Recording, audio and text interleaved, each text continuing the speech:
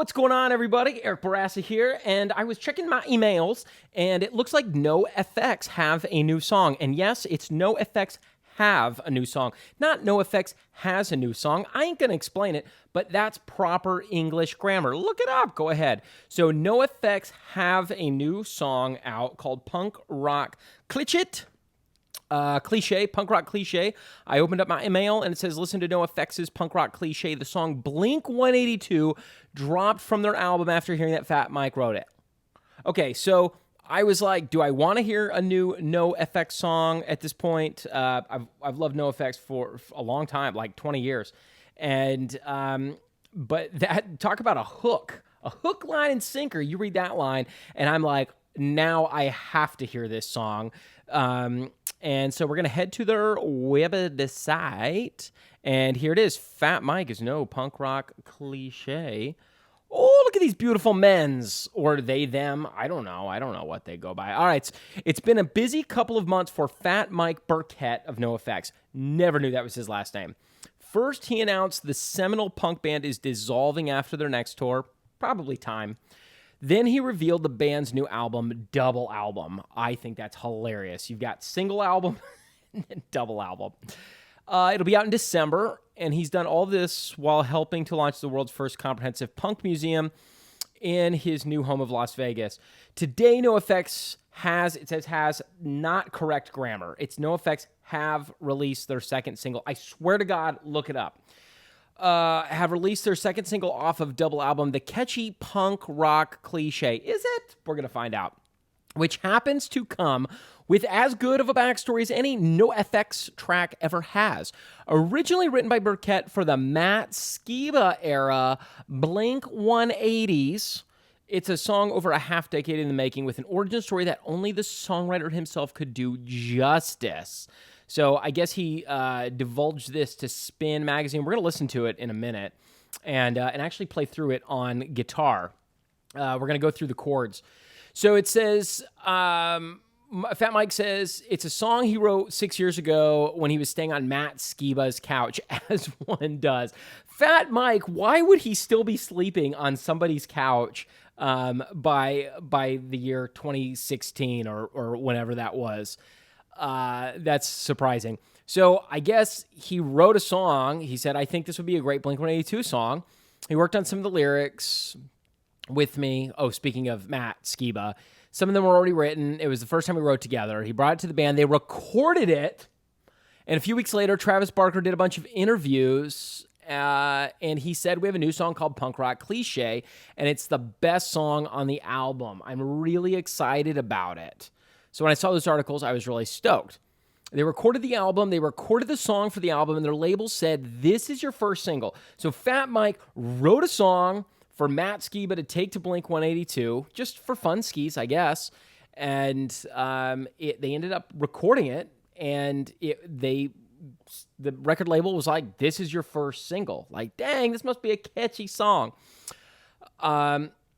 So Matt Skiba called up Fat Mike 6 weeks later and said, I don't know how to tell you this, but I told the band you wrote the song, and they dropped it off the album completely. So I don't know if they have beef with Fat Mike, or maybe they just don't want, after that hiatus, Tom is out of the band, they don't want people to think they need co-songwriters. Fat Mike says, I was really bummed because I thought it was going to be my first radio hit. What? Please play this song on the radio. Was that not a radio hit? It should have been, because that song rules. I didn't really understand at the time, but I thought about it and I figured, well, they just kicked Tom out of the band, so if anyone got word that I wrote it, to be clear, I didn't care. I was going to ghostwrite it. But I could see how someone saying, oh, you had to get Fat Mike to write a song for you would be something they didn't want to come out. Okay, so that makes sense. I could see they liked the song. They just didn't want people to perceive it as the fact that Blink needed help writing songs without Tom in the band anymore. So Fat Mike continues, but it was just weird because Travis and I used to text and talk pretty regularly. He played on one of my albums. We weren't close. Oh, John Campea just went live. I got to get to that. Watch that every day. We weren't close, but we were friends, and he just never spoke to me again after that. At first, it felt really, really bad for me. It really bummed me out because I got my hopes up and I really liked the song. So about a year or two later, NOFX recorded it because it was still my song. It didn't make it on single album, but it was recorded 4 or 5 years ago. Now it's coming out on our new album. And apparently, 6 months ago, he reached out to Blink and said, hey, you guys want to do a split 7-inch? It would be pretty cool to have both versions of the same songs. Dude, that would be so cool. No response from anybody. I would think Blink-182 by this point, even though they are still one of the biggest bands in the world, I would think that they'd be kind of like over the like public perception and kind of just be like, yeah, let's do a 7-inch. How cool would it be if Blink-182 right now did a split 7-inch with NOFX? That would be rad. But nobody responded, and he says their version is way better than the NOFX version. He tried really hard, but Travis just killed it. He's such a monster on drums. Skiba was singing it. Seriously, I really wanted to kick their keisters on it. Family-friendly show. But I think their version is better. It's too bad because I really thought it would be a really cool split with them, but the world only gets to hear the NOFX version of punk rock Cliche for now. So, like, I got really excited to hear this song for the first time.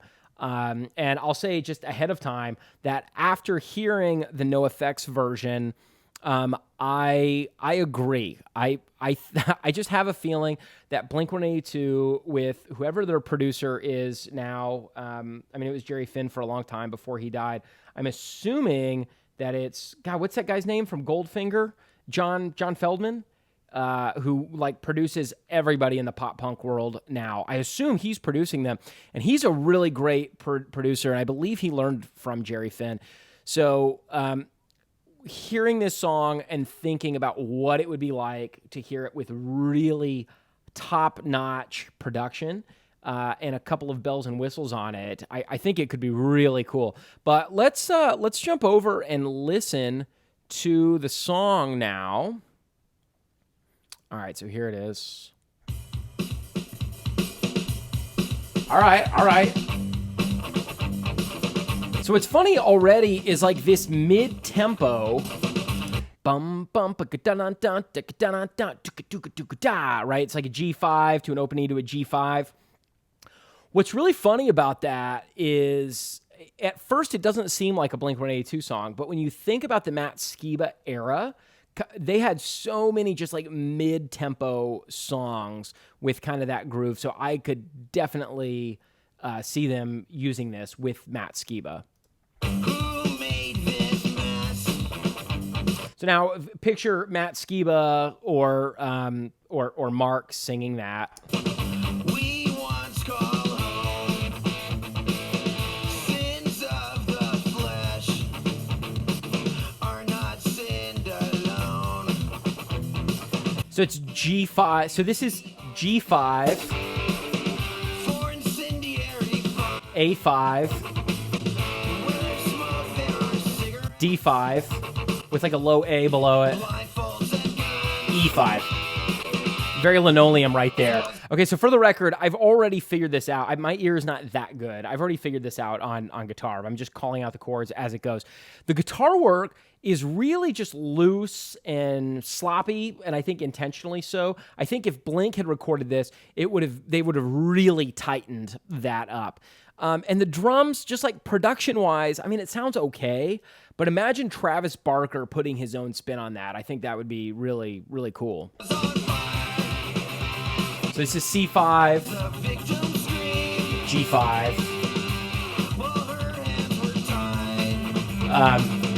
A5, yeah, D5.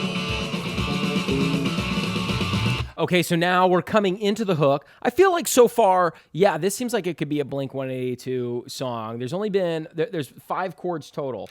So as long as they don't add any more chords, but Fat Mike said it was like a Blink-182 song, but with more chords. So far, it feels like it could be a Blink song. G5 to A5. D5, E5 again. C5. G5. I like that keyboard there. A5. E5. So that chorus especially really feels like Blink-182. That is so Blink. I think Fat Mike nailed it with the hook. So to hear Matt Skiba and Mark Hoppus singing that together, I could definitely hear how that would be that. All right, so then we're into another verse.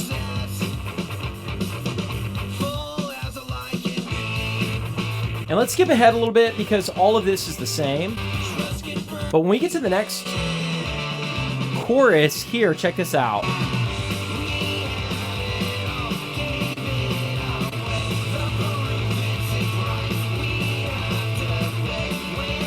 Right here, where it goes from D5 to D sharp octave, and I don't know if the harmony changes there, but that's what the guitar is doing. And then back to the G5. That is really cool. It's really unique. At this point, I'm like, I think we have too many chords for a Blink-182 song. It's a little too complex, but I don't know. It'd be interesting to hear if Blink changed any of the harmonies to simplify it in terms of the chord structure, or if they did it as is and it's just a more complex song. I love the keyboard synthesizer. And then here, this F sus2, and then it hangs there. It's crazy that harmony change there, where it's like a C5 with an F sharp on top. Maybe a D5 with an F sharp on top. I don't know. I'll do it in the lesson. And then to the F sus2. It's really cool. I really like it a lot. I don't know how well it would do with a general audience on the radio.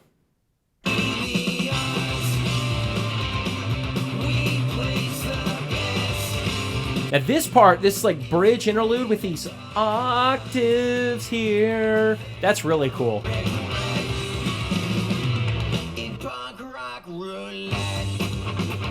And then back to the intro. And we're back to like the second half of the chorus.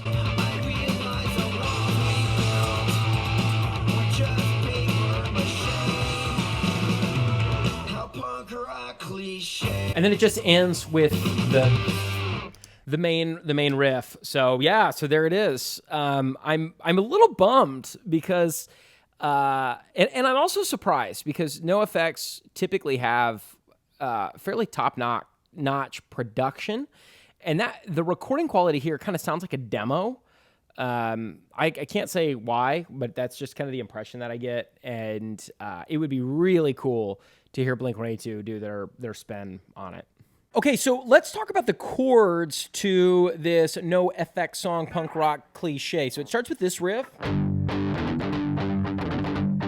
So it's just a G5 at the 3rd and 5th fret with the root note starting on string 6, and then you lift off the index to go to open E.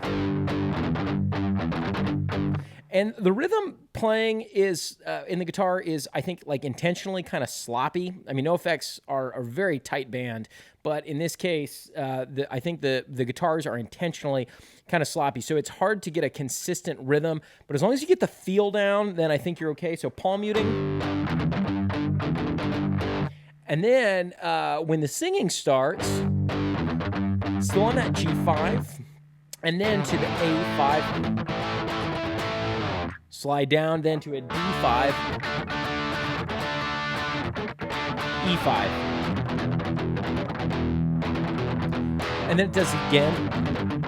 G5, A5, D5 with an A in the bass. And then almost like a linoleum style kind of rhythm there, right? So then we get into the pre-chorus, which is just C5, G5, Just kind of a standard rhythm pattern. A5, D5. And then the chorus, too many chords for Blink-182 song, I think. But for the chorus, we got G5, A5, D5, E5, then to C5, which is a cool change, G5, A5, E5, or like an E minor harmony. Then we're back to the intro. We do the verse again, but only one time, pre-chorus, and then the chorus the second time. Here's where harmonically it gets really unique. This is cool. Maybe too unique for a radio hit song, but I really like it. So G5, just like before, A5, D5, D sharp, octave, and then back to the G5. So that's pretty cool. I don't know what the overall harmony is there, but one of the guitars is doing a D sharp octave, and that's pretty cool. So the second half of that second chorus, G5, then to D over F sharp, and then on top, we get this. Oh my gosh. Okay, we have to talk about this. This is so cool. So again, that second half of the second chorus, G5, D over F sharp, F sus2, and then it kind of hangs there for a minute. I love that change so much. So D over F sharp is like a D chord. The easiest way to think about it in like punk rock is just like if you take a G power chord, move the index down a fret, that's what's happening. But then over top of it, we have the note F sharp on the 11th fret of the 3rd string, down to 9 on that same string, and then up to 12, and that 12 hits over an F5 chord, which creates like an F add 9 or like an F sus2, which is really cool. Let's listen to that again. So G5, D over F sharp,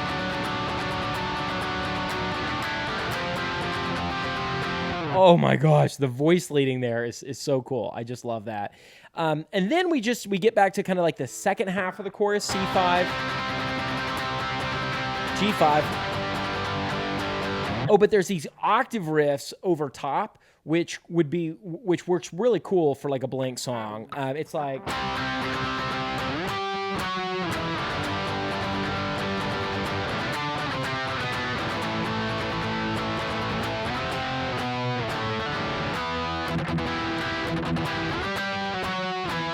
It's something like that, right? You go up like either to the 3rd or the 5th of the chord, and then just work your way down the scale in those octaves. That's how you do octaves, apparently. And then we get back to the intro. And then we do that same C5, G5, A5, E5 again, but without any octaves this time, and then back to that intro riff, and that's the end of the song. So overall, as it sits, just as a NOFX song, I'm kind of like, it's okay. It's probably not something I would listen to on a regular basis, but I'd be really curious to hear Blink-182 with John Feldman or a similar producer, really kind of putting their spin on it, and I could hear how it could be a really cool, catchy tune.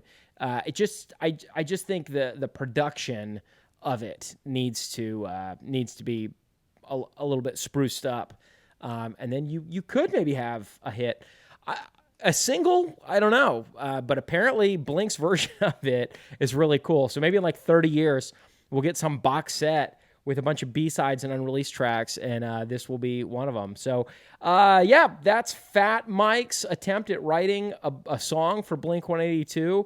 Would have been interesting to hear it. And let me know what you think. I'm curious, what do you think of this? What do you think of this as a NOFX song? I think it's just an okay NOFX song.